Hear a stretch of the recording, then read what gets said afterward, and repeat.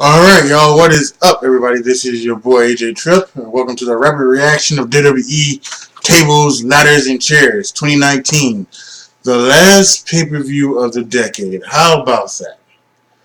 Well, this was a very interesting show. Um, there's some real out and out, like, crazy things that happened in this show. Um, the main event was very, I don't know what it was. It was, and this comes right after my That to Shoot a couple of days ago. I talked about why do you care about botches, and there was a few in this main event apparently, but we'll get to that in a second. Let's just go ahead and let's go all the way back to the beginning. The pre-show. It was a rematch from Monday Night Raw with Humberto Carrillo and Andrade facing off. And what a fantastic show these two guys put off. Andrade got busted open hard way on his left eye. But some great stuff from these two. We had a throwback to Monday when we had the thing with Lord of the Rings, with Zelina Vega trying to interfere, and then Berto being thrown at her, and then Andrade throwing at us. This time they stopped. He didn't hit her. Umberto went again. He went up for the thing, but Andrade blocked it. He kicked out. The finish was Humberto Carrillo hitting a reverse Hurricane Rana off the top rope, and then hitting a picture-perfect moonsault for the victory, beating Andrade for the second time in 2 weeks. And once again, at the end, we had a tease of a breakup between Zelina Vega and Andrade. I have no idea why they are teasing this up. Maybe they think maybe Andrade's English has gotten better enough to a point where now they want to push him on his own, because that was one of the things. Andrade went to Vince McMahon, early in the year and or late last year and asked, "What can I do to get a push?" And Vince told him to learn to speak better English. And hold on 1 second.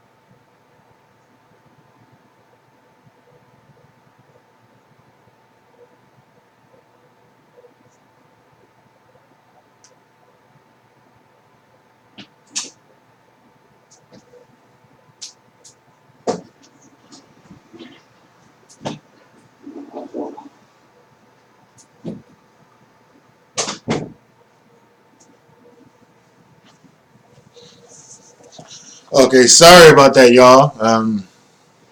I was talking with my mother and logging up for the night. We might have to get into a little bit more. Maybe we have to do a video about what's going on now. I don't know if I've actually truly done a video about that or something like that, but we'll talk about that. But anyway, I think we were at talking about the breakup of Andrade and Zelina Vega, teasing that a little bit, but. He wanted to get he asked Vince for what can I do to get a push, and Vince told him to learn English, so English a little bit better. So maybe he's done that with the help of course, his girlfriend Charlotte Flair, and so maybe they're getting ready to take because if he's speaking English, he doesn't need Zelina Vega now. So maybe they are going to try and push Andrade a little bit more. So. I think that would be interesting to see what goes on with them two. But it was a fantastic match. I gave it 4 stars. Then we went to the main pay-per-view, and they started with the SmackDown Tag Team Championship ladder match between the New Day versus the Revival, and this was also very good. This was a good way to start off this. To start off the pay-per-view along with the thing. This like transitioned very well right into it. Some nice cool spots. At the beginning, it just looked like that the things with New Day trying to hurt the Revival by trying to hurt themselves by jumping into ladders and things like that.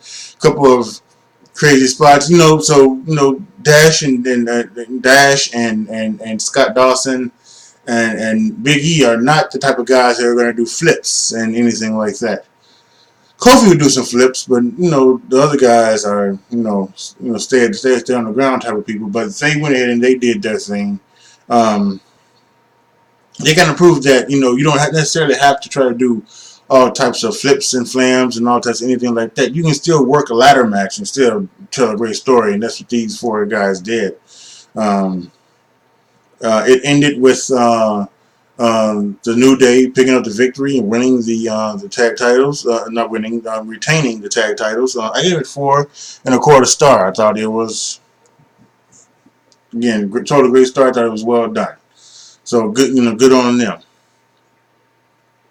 Next match was Aleister Black versus Buddy Murphy, and boy, oh boy, this again.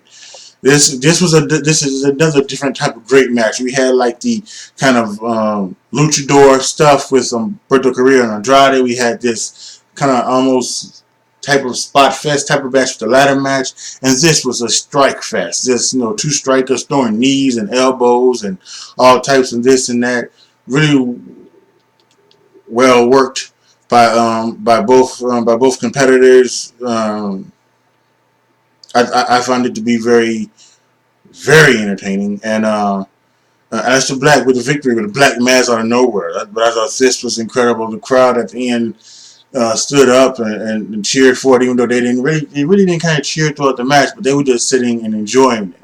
So it is what it is, but I think this one is 4.25 stars as well. So really, really good stuff from these two. I hope these two can continue. I hope Black and Buddy Murphy continue on into the new year, to 2020. So then we have the Raw Tag Team title match. This was an open challenge from the Viking Raiders, and who answered it was the OC, who the winners of the World Tag Team title tournament, tag team turmoil match in Crown Jewel. And there were rumors that this was going to be on the show. So, but they decided to just try to make it. When things get leaked, WWE likes to change it for some reason. Like it was supposed to be Roman versus King Corbin in a dog collar match. They changed it to a TLC match, and this was supposed to happen, but then they changed it to the Viking Raiders Open Challenge match and had the OC, answer it. So, the one weird thing about this was that they, for some reason, put in a KFC plug where 4 random fans won the opportunity to sit at ringside and eat KFC fried chicken while watching the match. And I, I don't know. Don't ask me, but of course it got involved in the end of the match. But I thought this match was okay. It ended in a double countout, which no one really likes. Unless it's unless it's the story needs to be told. I think double countouts are good for things like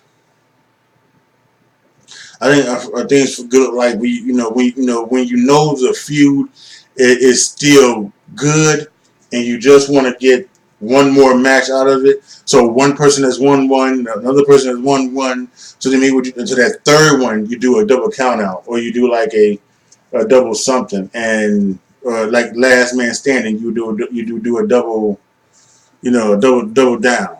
So then that it would end up draw so that you have to do a fourth match. But I don't think you should, I don't think double countout should be especially on pay per view matches. I definitely don't think it should be on pay per view matches. It should be, no, it should be happening. Again, but some good stuff from these guys. These guys know how to work. Both guys, the OC and the Viking Raiders, they wrestled before and they probably wrestled in Japan. Um, so it was what it was. I had it at 3 3/4 stars. And of course, they did end up, the Viking Raiders end up putting Carl Anderson through the table. But kind of weird that the fans took the chicken away. They took the chicken away, and then the Viking Raiders knocked off the side stuff. So he just got put through a table, basically. They get put through with no food. Now I'm not hating because why would you ruin all that good chicken? But but you just think that that's what they're gonna do. They're gonna go through the table full of chicken. Maybe even have somebody up there with a chicken wing in his mouth or something. But it didn't happen. Um, Next we had the TLC match between Roman and King Corbin, and I think this is going to divide the fan base a little bit. I thought this was I thought this was very good. 4 stars. I gave it. But I know some people are going to say that this match was slow and it was boring and it was, it wasn't well thought out and then it was overbooked with all of the guys running, all of the security running after Roman and then the revival and what's his face coming down to help him as well. And then nobody came down to help Roman. So there's a lot of people that's gonna say that it was not it probably wasn't a good match, but I do think it was.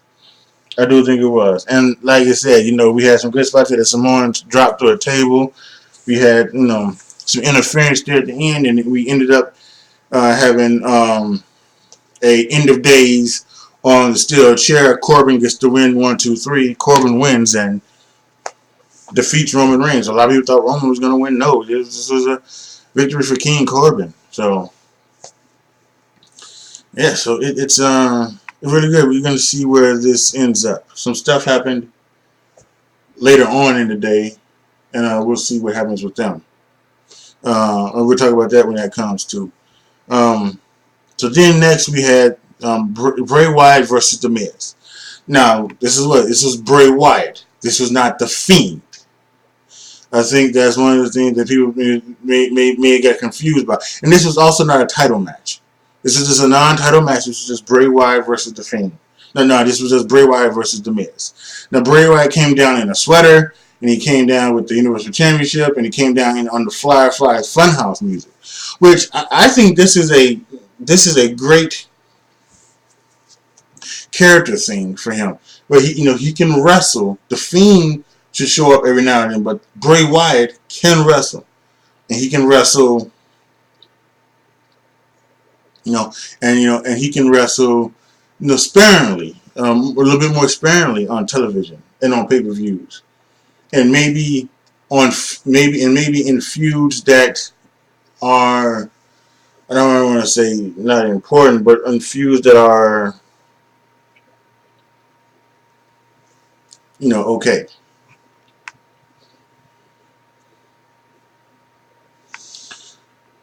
So basically, this match was all Miz. This is basically all Miz. Miz beating up on Bray, beating up, giving and Bray kind of just taking it and I was like, come on now, you getting it out your system. Come on, let's move on. And he didn't want that. Miz wanted to beat him down, and he pretty much did. Until Bray Wyatt caught him with the Sister Abigail on the outside, and he brought him into the ring. Actually, he tried to get a count out. Miz got into the ring and hit him with Sister Abigail in the ring, and he won. And so it's a very strange match. What this really was, I hate 2 stars, but what this really was, this was more of an angle. Because this was an angle to set up. This was an angle to set up. What's his face, and Daniel Bryan, Bryan's return with.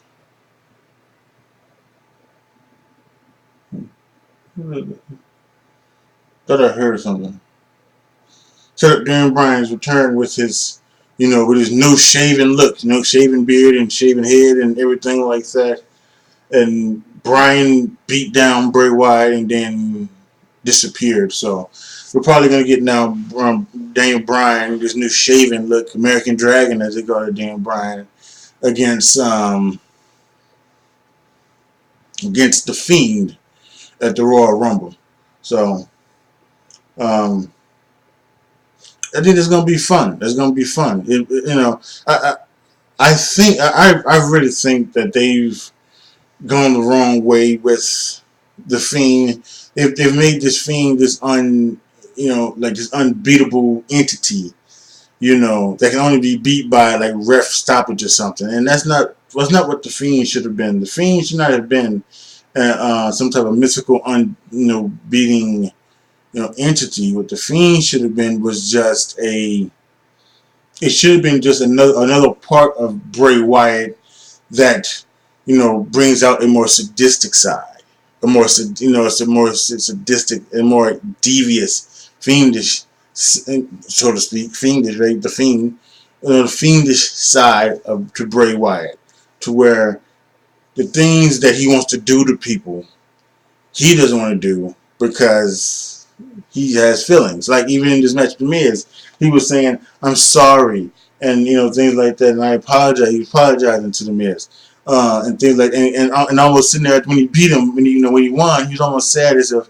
"I didn't want to do this. Why'd you make me do that kind of thing?" That would have been something like that. That's great. And then you could have had then have the Fiend be the other one where it says, "Okay, you don't want to do this, let me do this. I'm going to take Seth Rollins and slam him into the cage, 25 times," or so, whatever, like that. So, that's what that should have been. That shouldn't have been some unbeatable character. So, and then what they're just going to do is, if their plan is for Roman Reigns to win the Royal Rumble and face the Fiend and beat the Fiend, that's just going to turn the fans against Roman again. And I don't know why you do it.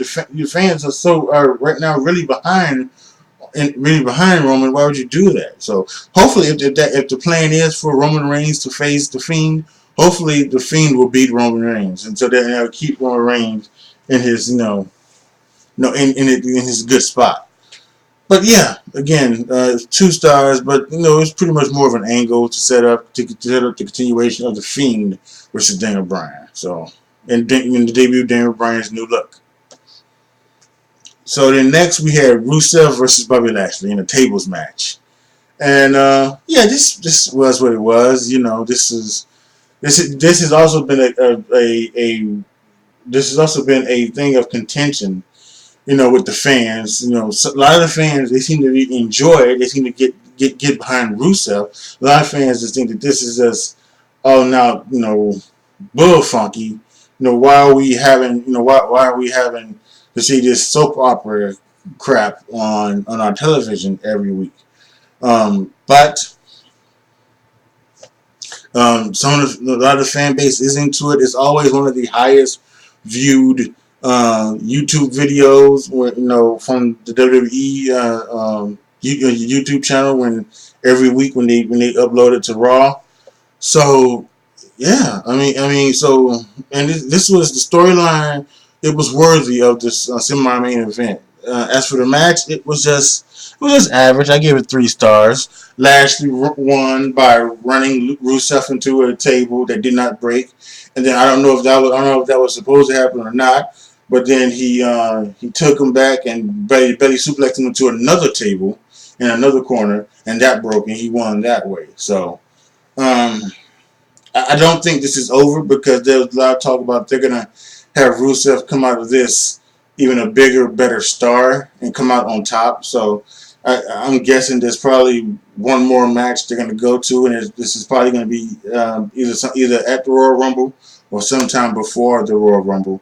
But yeah, it was what it was. And so then we had the Street Profits, and we had the Street Profits come out and they're doing their shtick, and then all of a sudden you hear commotion. You see fighting, and you're seeing Buddy Murphy and Shorty G, and Roman and Baron Corbin, and the New Day and the Revival. Everybody's fighting, and you're going like, what's going on here, And then that transitions into the uh, WWE Women's tag title match between it's TLC match between Charlotte Flair and Becky Lynch and the Kabuki Warriors. And what some of the things that happened in this match, I don't know. At one point, Kairi Sane tried to throw a chair in the ring, and he came back and hit her in the face. And I mean, and it was they decided to go as somebody said. I don't know. I was listening to, but I was also listening while watching the thing. I was also listening to the Russell Talk guys. Maybe it was them. They're going like 1940s villains, and it was tying Becky Lynch to almost like the ladder, make it like he was tying her to the train tracks and everything like that. And and then there's some other things in the match were just wasn't well done. Kind of went kind of long. It was almost like they, at some point they get lost and they didn't know how to get back on track and continue telling the story. Because I actually think that was actually a good thing. They was trying to tell the story of the taking Becky Lynch out of the match and then the 2-on-1 which against Charlotte Flair. So I kind of liked that, but they they stepped away from it somehow, and then it just all got jacked up, and we had some things where tables, spots were missed and tables were things. At one point, it even looked like that, Charlotte Flair was so pissed off at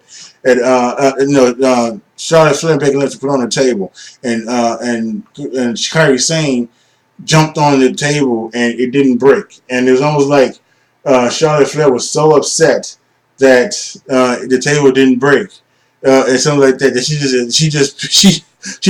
she picked up Kairi Sane and just threw her, powerbombed her through a table, as if to say, "You didn't break the table, bam," and powerbombed her. And so who knows what else? So what went down? We'll probably hear a lot about it over the next day or two. Some of the things happened throughout this match were botched, and what really was supposed to happen and what went down, and are there going to be any bad feelings or anything like that? So it was entertaining enough. It was 3.25 stars, 3.75 stars. Excuse me. I thought they tried their hardest. It was just there was something off about it. It wasn't bad. It wasn't not entertaining or anything like that. It was just I don't know. It just didn't click. So the finish was that Asuka won the titles for the ladies, and then afterwards they went right to the guys who were just brawling, Baron Corbin, everybody. Except now it's a whole group of more guys brawling, and it ends with Roman Reigns spearing Baron Corbin off of a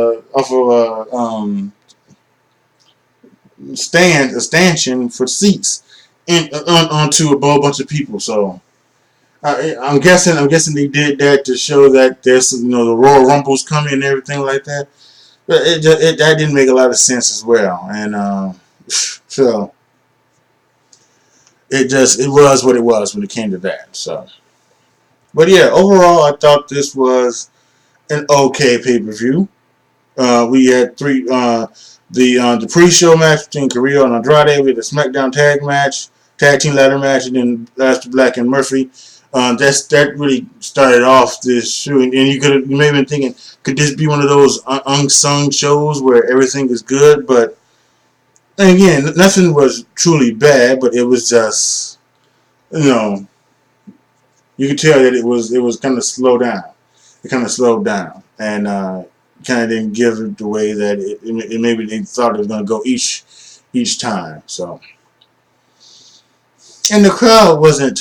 I don't want to say the crowd was a bad crowd. The crowd was into some things. The crowd was not into certain things. But the crowd probably could have made this a better show or feel as well. So, but they were in Minnesota. Their Vikings won. That's all they wanted. That's all they cared about. Their Vikings won. All right, y'all. That's gonna be it for my review. Post your comments down below. Tell me what you guys think. Tell me what you guys thought about tables, ladders, and chairs this year. Tell me what you guys thought about that main event and anything else that happened tonight. Let me know all about that down in the comment section. Like the video, share the video, subscribe to the channel. And as always, thank you guys so much for watching. Don't forget, before the end of this year, my That to Shoot special of the WWE Awards 2019, that's coming up. And next year, we're starting something new. I'm gonna give my predictions to each and every pay-per-view that WWE and NXT does, and we're going to keep score so that by the end of the night, so that by the end of the year in 2020, I'll have a record, and we'll see what my record is like. As you guys know, people who watch this channel a lot, I keep score with my try not to laugh.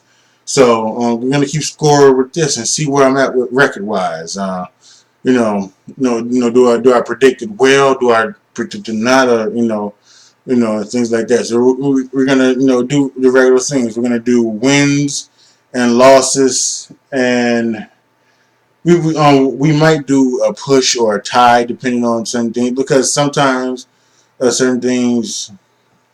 Well, maybe we not even do that. Maybe the prediction is just right. Like for say the answer. Like, okay, so if I'm going to do the Royal Rumble, I'm going to say who's going to win the Royal Rumble, and I predict that it's going to be Roman Reigns, but it turns out to be Kevin Owens, then that's a loss, right? That should be a loss. But if I predict that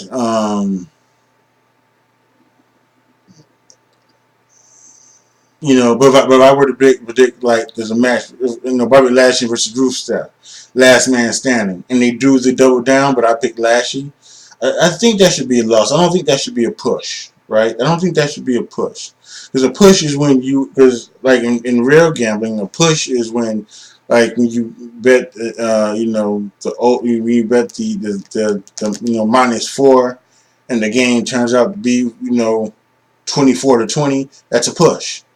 So so I think I don't know if that there might be pushes that happen throughout the thing, depending on what kind of matches they do and things like that. So, but I'm gonna keep record, and so hopefully by the end next year 2020, we can come back and look and see how I did in predicting what went down this in the year 2020 with WWE. So it's gonna be fun. As for AEW, I'm going to be honest with you. I'm not going to do any predictions for them, because I'm not going to watch any of their pay-per-views. I'm not going to watch any of their pay-per-views or anything like that. I don't have, at least at this point, I don't have any plans on. Now, if something comes up, yeah, I might definitely get back and go back and watch their pay-per-views. I probably still won't do any predictions for them or anything like that, but I would watch their pay-per-views and I would do rapid reactions to them. But right now, my plan is not to watch any AEW pay-per-views in 2020. So yeah, still gonna try to watch all of the Wednesday shows and stuff like that, and have that come back. And which, by the way, that also I should also remind you that That's a Shoot will return in the new year. It's going to return to the old school way of doing it. We're going to put over three things, we're going to bury three things, and then we're going to have a main topic. I should be able to watch all four shows. Um, I should be able to watch Monday Night Raw, AEW, NXT, and SmackDown, and then get three putovers and three buries from those four shows, and then maybe even get a main topic from that show, or get something that's talked about in the universe or something like that, in the wrestling Twitterverse. So that's going to happen the first full week until January 6th, and then they're going to be now on Saturdays. So the first show will be January 11th, my birthday.